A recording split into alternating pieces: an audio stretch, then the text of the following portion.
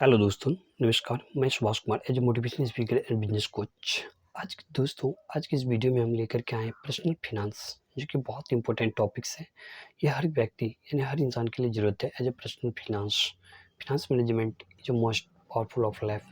दोस्तों, इसीलिए आज हम ये टॉपिक्स को अब जो इस वीडियो के माध्यम से बताने जा रहे हैं, इसको आप शुरू से लास्ट तक जरूर देखिएगा। यदि आप नए हैं हमारे यूट्यूब चैनल पे, तो यूट्यूब चैनल को सब्सक्राइब जरूर कर लें।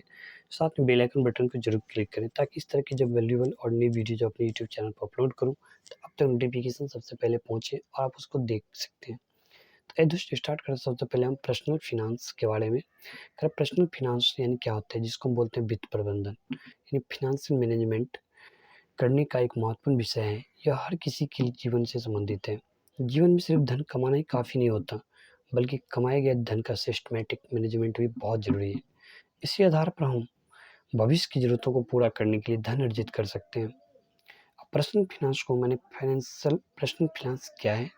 पर्सनल फाइनेंस के क्षेत्र में आता है इनकम, जिसको हम आय बोलते हैं, स्पेंडिंग जिसको खर्च बोलते हैं, सेविंग यानी बचत, इन्वेस्टमेंट निवेश, प्रोटेक्शन सुरक्षा, फ्यूचर प्लानिंग, फाइनेंशियल प्लानिंग कैसे करें, कंक्लूजन। ये सारे टॉपिक्स पे हम आज इसमें बात करेंगे। तो दोस्तों, पर्सनल फाइनेंस को हम हिंदी में बोलते हैं व्यक्तिगत वित्त प्रबंधन, यानी पर्सनल फाइनेंस मैनेजमेंट के तरीके हम सभी को जानना जरूरी है, क्योंकि इसी के आधार पर हम समय के साथ साथ वित्तीय जोखिमों को, भविष्य में होने वाली घटनाओं के लिए बजट बचा सकते हैं। जो लोग पैसे को मैनेज या हैंडल करना जानते हैं, कम कमाने के बावजूद ज़्यादा कमाने वालों से ज़्यादा धन बना लेते हैं। क्वेश्चन, पर्सनल फाइनेंस क्या है? दोस्तों, पर्सनल फाइनेंस क्या है, आइए जानते हैं। किसी व्यक्ति के धन से संबंधित फैसले लेने को हम उसका पर्सनल फाइनेंस के विषय कहते हैं। यह धन कमाने, उसे खर्च करने, बचत करने और निवेश करने से संबंधित विषय है, जो ये सिखाती है कि धन पर नियंत्रण कैसे रखा जाए, ताकि उपलब्ध धन से ज़्यादा लाभ उठाया जा सके। एक ऐसा विषय है जो धन का प्रबंधन करने के तरीके सिखाती है, जिससे वो महत्वपूर्ण आर्थिक फैसले ले सके। प्रत्येक व्यक्ति का धन, आय और उपभोग की जरूरत अलग अलग होती है। हर एक की परिस्थितियाँ भिन्न होती है, अर्थात एक व्यक्ति के लिए उपयुक्त सलाह दूसरे के लिए उपयुक्त नहीं हो सकती। मेरा कहने का तात्पर्य यह है कि हर किसी को पैसे को मैनेज करने का तरीका अलग अलग होता है। इसी अलग तरीके को पैसे को मैनेज करने के लिए अपने अपने तरीकों को हम पर्सनल फाइनेंस कहते हैं। पर्सनल फाइनेंस क्षेत्र, आज के वीडियो में आप लोगों को पर्सनल फाइनेंस के महत्वपूर्ण क्षेत्रों में ध्यान केंद्रित कराने का प्रयास करूंगा, ताकि आपको सारी बातें गहराई से समझ में आ जाए। यदि विषय की व्यापक समझ हो, इसे अपने निजी जीवन में क्रियान्वयन आसानी से कर सकते हैं। यानी पर्सनल फाइनेंस के मुख्य क्षेत्र क्या है? तो पहला आय, जिसको हम बोलते हैं income, expense, saving, investment, protection income. अब यहाँ पे पर्सनल फाइनेंस प्लानिंग के लिए आय प्रारंभिक बिंदु है। आय के विभिन्न क्षेत्रों में कैश जनरेट होती है, जिसका उपयोग व्यक्ति खर्च, बचत या निवेश करने के लिए करते हैं। सामान्य रूप से आय के निम्नलिखित स्रोत हैं। आय कहाँ कहाँ से आती है? Salary, wages, agriculture, pension, dividend, interest, rent, other या स्पेंडिंग।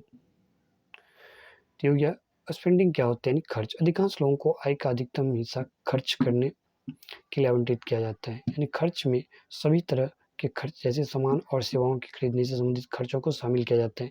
खर्च दो तरह से किए जाते हैं, नकद और क्रेडिट। खर्च करने के सामान्य स्रोत है education, rent, monthly expense, shopping, travel and entertainment, bill payment, tax, other. खर्चों का प्रबंधन करना उतना ही अनिवार्य है जितना पैसे कमाना। यदि आय से व्यय ज़्यादा होगा, तो हमारे जीवन का आर्थिक संतुलन बिगड़ जाएगा। व्यक्तियों को घाटे का सामना करना पड़ेगा। पर्सनल फाइनेंस मैनेजमेंट के तहत व्यक्ति को खर्च करने के तरीके महत्वपूर्ण है। हमें आय से अधिक खर्चे पर नियंत्रण करना पड़ता है, और यह वित्त प्रबंधन के लिए जरूरी है। बचत यानी सेविंग। बचत का अर्थ होता है एक्सेस कैश, यानी अतिरिक्त नकदी।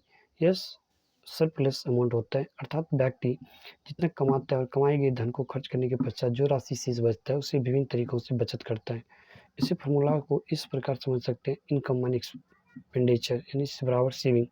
एक्सपेंड इनकम घटे एक्सपेंडिचर बराबर सेविंग, यानी कमाए गए धन को खर्च करने के पश्चात जो राशि अधिशेष बचता है, उसे बचत के लिए हम उपयोग करते हैं।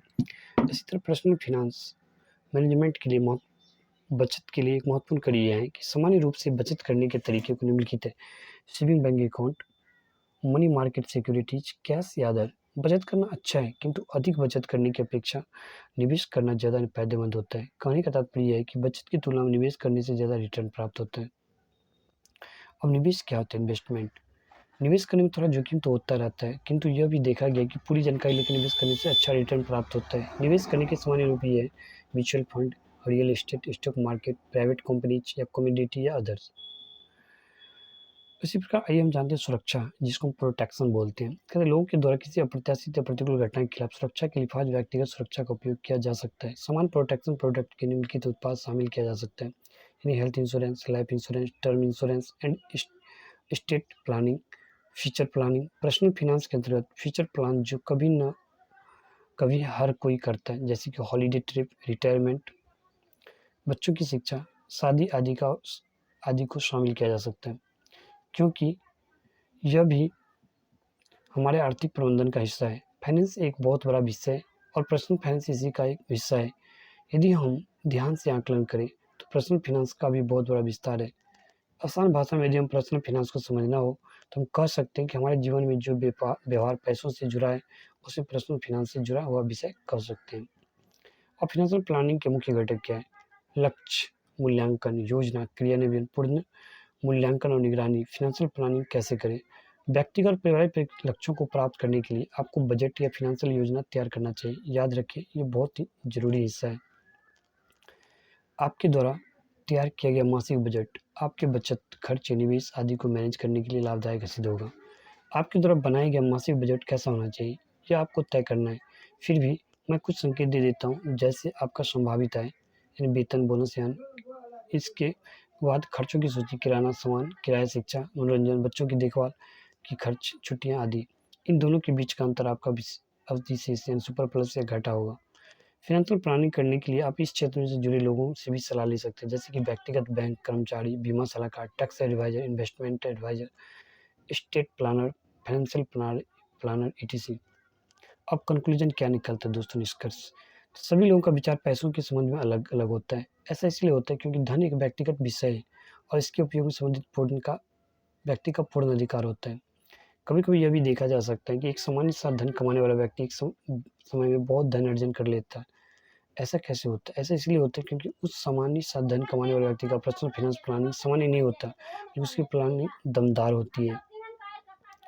एक बात आपको याद रखना चाहिए कि चाहे वो आप फाइनेंशियल प्लानर से सलाह लें, किंतु आप खुद का खुद ही बेस्ट पर्सनल एडवाइज़र हैं। आप सलाह जिससे चाहे लें, ये ज़रूरी भी है, लेकिन अंतिम निर्णय आपको ही लेनी चाहिए। एक बेहतर जीवन जीने के लिए पैसों का कितना महत्व है, ये बात आप जानते ही हैं, इसलिए पैसों को हमें विवेकपूर्ण तरीके से मैनेज करना चाहिए। हम पैसों को अच्छे से मैनेज नहीं कर पाते, तो कितना भी कमाएँगे, हमारा आर्थिक जगत में ज़्यादा फ़र्क नहीं पड़ेगा। आशा करता हूँ ये वीडियो पर्सनल फाइनेंस इन हिंदी आपको पसंद आई होंगी। दोस्तों, इस बताए हर बातों पे आप ज़रूर ध्यान देंगे, उसके बारे में अमल करने की कोशिश करेंगे। फिर भी यदि आप चाहते हैं इस रिलेटेड कोई और वीडियो चाहिए तो आप नीचे कमेंट बॉक्स में टैप कर सकते हैं और इनमें बताएँगे सारे बातों को आप अपनी लाइफ में इम्प्लीमेंट करेंगे। मुझे पूर्णतः उम्मीद है। यदि आपको समझ में नहीं आया तो वीडियो का फिर से देख सकते हैं। दोस्तों, अभी तक यदि आप नए हैं, हमारे यूट्यूब चैनल को सब्सक्राइब नहीं किया तो सब्सक्राइब ज़रूर कर दें, साथ में बेल आइकन बटन को ज़रूर क्लिक करें। मिलते हैं नेक्स्ट वीडियो में, तब तक जय हिंद।